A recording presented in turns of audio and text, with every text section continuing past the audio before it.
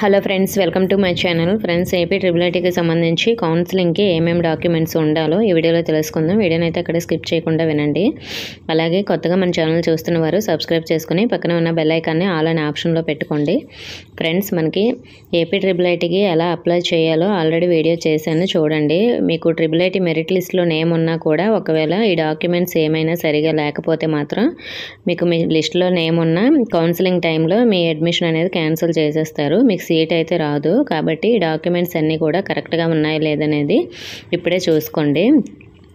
మరి మనకి ఏమేమి డాక్యుమెంట్స్ ఉండాలంటే 10th క్లాస్ మార్క్స్ మెమో ఉండాలి. మనకి ఒరిజినల్ది ఇంకా అప్పుడే రాదు కాబట్టి మార్క్స్ మెమో మీరు తీసుకొని మీ స్కూల్ ప్రిన్సిపల్ సార్ సైన్ అయితే చేయించాలి. నెక్స్ట్ మీకు క్యాస్ట్ సర్టిఫికేట్ ఉంటుంది కదా, ఎస్సీ ఎస్టీ బీసీ వాళ్ళకి క్యాస్ట్ సర్టిఫికేట్ అనేది ఉండాలి. అలాగే ఈడబ్ల్యూఎస్ వాళ్ళు ఉన్నారనుకోండి, ఓసీ స్టూడెంట్స్ ఈడబ్ల్యూఎస్ కొందరికి సర్టిఫికేట్ ఉంటుంది. అది లేటెస్ట్దై ఉండాలి, 2025లో చేయించిందై ఉండాలి. లాస్ట్ ఓల్డ్ది ఎప్పుడుదైనా అయితే మాత్రం అది యాక్సెప్ట్ చేయరు. కాబట్టి ఎవరి దగ్గరైనా ఈడబ్ల్యూఎస్ లేటెస్ట్ది లేకపోతే సచివాలయంలో అప్లై చేసుకోండి.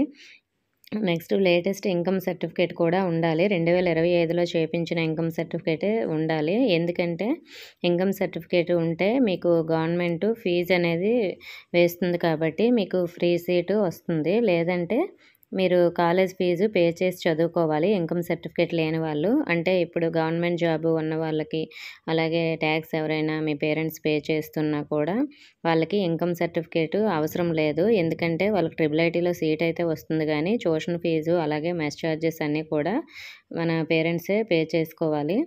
మిగతా వాళ్ళందరూ 2.5 lakhs లోపు ఉన్న వాళ్ళందరూ కూడా లేటెస్ట్గా 2025లో ఇన్కమ్ సర్టిఫికేట్ అయితే చేయించుకోండి.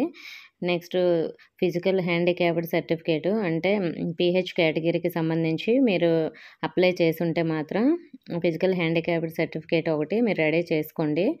నెక్స్ట్ క్యాప్ వాళ్ళు అనుకోండి, క్యాప్ కేటగిరీకి సంబంధించి ఆ సర్టిఫికేట్ కూడా మీరు రెడీ చేసుకోండి. ఎన్సీసీ వాళ్ళు అయితే ఎన్సీసీ సర్టిఫికేట్, స్పోర్ట్స్ వాళ్ళు అయితే స్పోర్ట్స్ సర్టిఫికేట్, ఇవన్నీ కూడా రెడీ చేసుకోండి. భారత్ స్కౌట్స్ అండ్ గైడ్స్ వాళ్ళు రిలవెంట్ సర్టిఫికేట్స్ అయితే రెడీ చేసుకొని ఉంచుకోవాలి. అలాగే వీటితో పాటు 4th క్లాస్ నుంచి 10th క్లాస్ వరకు స్టడీ సర్టిఫికేట్స్ అయితే రెడీ చేసుకోవాలి. ఒకవేళ మీరు 4th నుంచి 10th వరకు ఒకే స్కూల్లో చదివితే ఒక స్టడీ సర్టిఫికేటే ఇస్తారు కాబట్టి అది రెడీ చేసుకోండి. లేదంటే మీరు 5th వరకు ఒక స్కూల్లో చదివి 6th నుంచి 10th వరకు ఒక స్కూల్లో చదివితే ఆ 2 స్కూల్స్ స్టడీ సర్టిఫికేట్ కూడా తీసుకోవాలి. ఒకవేళ మీరు 4th నుంచి 10th వరకు ఇంకా 3 to లేదంటే 4 స్కూల్స్ అలా మారి ఉంటే మాత్రం ఆ 4 స్కూల్స్ స్టడీ సర్టిఫికేట్స్ కూడా మీరు రెడీగా ఉంచుకోవాలి. కాబట్టి మీరు ఒకవేళ డిఫరెంట్ స్కూల్ అయితే డిఫరెంట్ స్టడీ సర్టిఫికేట్స్ అన్నీ కూడా ఒక దగ్గర పెట్టుకోండి. లేదు ఒకటే స్కూల్లో చదివారనుకోండి, 10thలో ఒకటే సర్టిఫికేట్ వస్తారు 4th నుంచి 10th వరకు. ఆ స్టడీ సర్టిఫికేట్స్ కూడా ఖచ్చితంగా ఉండాలి. ఒకవేళ మీరు స్టడీ సర్టిఫికేట్స్ లేకపోతే రెసిడెన్షియల్ సర్టిఫికేట్ అనేది చేయించుకోండి. స్టడీ సర్టిఫికేట్స్ ఉన్న వాళ్ళకి అవసరం లేదు. నెక్స్ట్ వీటితో పాటు మన Aadhaar card, next 10th class hall ticket, ఇవి కూడా మీ దగ్గర ఉంచుకోండి. నెక్స్ట్ అప్లై చేస్తారు కదా, అప్లై చేసేటప్పుడు అప్లికేషన్ అనేది డౌన్లోడ్ చేసుకొని ఆ అప్లికేషన్ కూడా మీరు కౌన్సిలింగ్ టైంలో తీసుకువెళ్ళాల్సి ఉంటుంది.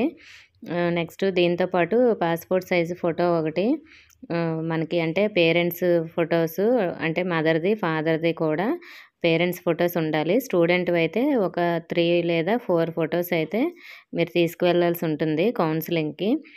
అది పాస్పోర్ట్ సైజ్ ఫొటోస్. వీటితో పాటు స్టూడెంట్ ఆధార్ కార్డు, అలాగే father Aadhaar card, father mother Aadhaar card తీసుకువెళ్ళాలి. అలాగే వైట్ రేషన్ కార్డు ఉన్నవాళ్ళు వైట్ రేషన్ కార్డు తీసుకువెళ్ళాలి. లేని వాళ్ళు అవసరం లేదు. ఉన్నవాళ్ళు అంటే ఫీజు ఫ్రీగా పే చేయకుండా చదువుతారు కాబట్టి వైట్ రేషన్ కార్డు కూడా అడుగుతారు. ఒకవేళ గవర్నమెంట్ ఎంప్లాయీస్ అయితే వైట్ రేషన్ కార్డు అవసరం లేదు. వీటితో పాటు మనకి ఫీజు అనేది పే చేయాలి. మనకి టోటల్గా ఫీజు వచ్చేసి ఎస్సీ ఎస్టీ వాళ్ళు అయితే 3700 రూపీస్ అడ్మిషన్ టైంలోనే పే చేయాలి. మిగతా క్యాస్ట్ వాళ్ళు అయితే 4200 రూపీస్ కౌన్సిలింగ్ రోజే మీరు పే చేయాల్సి ఉంటుంది ఈ ఫీజు మాత్రం. సో మరి ఈ డాక్యుమెంట్స్ అయితే మీ దగ్గర రెడీగా పెట్టుకోండి. ఒకవేళ కొందరికి మిస్టేక్స్ ఏమైనా ఉంటే మాత్రం అవి ఇప్పుడే కరెక్ట్గా ఉన్నాయా లేదనేది చూసుకోండి. అంటే ఇప్పుడు మీ 10th క్లాస్‌లో మీ నేమ్ ఒకలా ఉండి, మీకు వేరేగా అంటే మిగతా ఆధార్ కార్డు ఇవన్నీ కూడా డిఫరెంట్‌గా ఉండి, లేదంటే అప్లికేషన్ అప్లై చేసేటప్పుడు మీరు ఒక నేమ్ ఇచ్చి, మీ 10th క్లాస్‌లో ఒక నేమ్ ఇస్తే మాత్రం వాళ్ళు యాక్సెప్ట్ చేయరు. మిగతా రేషన్ కార్డుపై ఎలా ఉన్నా కూడా అంతగా పట్టించుకోరు. మనకి ఫీజు రీయింబర్స్‌మెంట్ కోసం మాత్రమే ఈ రేషన్ కార్డ్ అది అడుగుతారు కాబట్టి.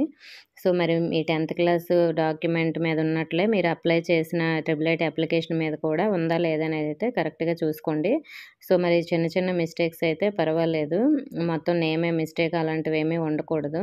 సో, మరి ఈ డాక్యుమెంట్స్ అయితే మీరు రెడీ చేసుకోండి. ఇంకా ఏమైనా ట్రిపుల్ ఐటీకి సంబంధించి డౌట్స్ ఉంటే మాత్రం కామెంట్ చేయండి. ఈ డాక్యుమెంట్స్‌లో ఏవైనా మీ దగ్గర లేకపోతే మీకు సీటు పోయే ఛాన్స్ ఉంటుంది కాబట్టి ముందుగానే రెడీగా పెట్టుకోండి. ఇన్ఫర్మేషన్ నచ్చితే వీడియోని తప్పకుండా లైక్ చేసి మీ ఫ్రెండ్స్‌కి కూడా షేర్ చేయండి. మన ఛానల్ కొత్తగా చూస్తున్నవారు సబ్స్క్రైబ్ చేసుకొని పక్కన ఉన్న బెల్ ఐకాన్ ఆల్ అనే ఆప్షన్‌లో పెట్టుకోండి. Thank you for watching.